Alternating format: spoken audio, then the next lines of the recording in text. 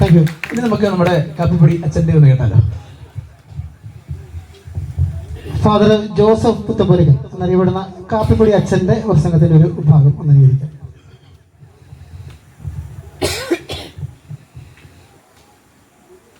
കുടുംബം ഇമ്പം ഉണ്ടാവുന്നത് കുടുംബം, കുടുംബം ഇമ്പമില്ലെങ്കിൽ ഭൂകമ്പം എന്നാണ് പറയുന്നത്.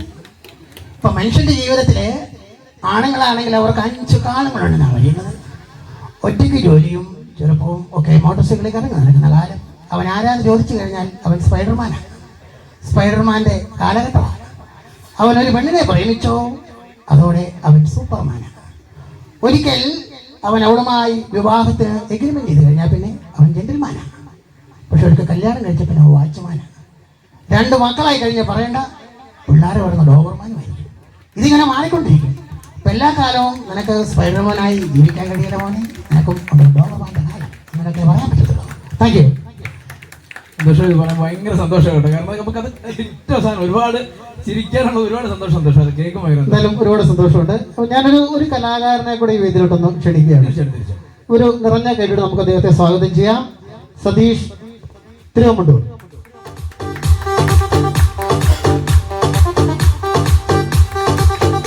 അദ്ദേഹത്തെ കാണുമ്പോൾ നമുക്കൊരു സംഗീത സംവിധായകന്റെ ഒരു ഷേപ്പ് തോന്നുന്നുണ്ട് അല്ലേ? ആരുടെ പറയാൻ പറ്റുമോ? ശരത് സാറിന്റെ അല്ലേ? ശരത് സാറിന്റെ അനിയനാണെന്നാണ് കഴിഞ്ഞ ദിവസം എന്നോട് ഒരാൾ ചോദിച്ചത്. ആണോ? അല്ലേ?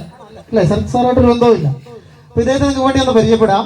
നമ്മളിവിടെ നൃത്തം ചെയ്ത എൻ്റെ സഹോദരിമാരുടെ മക്കളാണ്. അവരൊക്കെ മേക്കപ്പ് ചെയ്യാൻ വേണ്ടി വന്ന ചേട്ടനാണ്. നമ്മളുമായിട്ട് വളരെ അടുത്ത റിലേഷൻ ഉള്ള ഒരാളാണ്.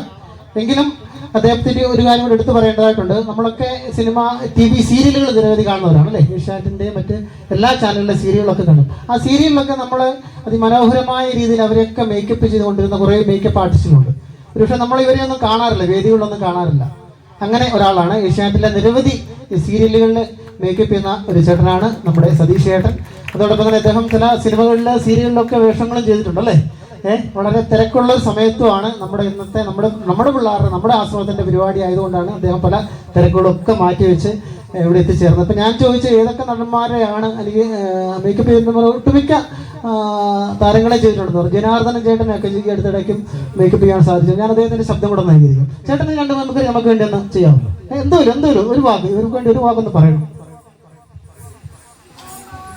മോനെ കുട്ട, എനിക്കൊന്നും വലിയ പരിചയമില്ല, എനിക്കൊന്നും മനസ്സിലാക്കി. ഞാനുള്ള തയ്യാറെടുപ്പൊന്നും വന്നല്ലടാ. ഓക്കെ സൂപ്പർ നല്ലൊരു കേൾക്കുന്നു. ഓക്കെ ചേട്ടാ, സതീഷ് നല്ലൊരു കഴിയും.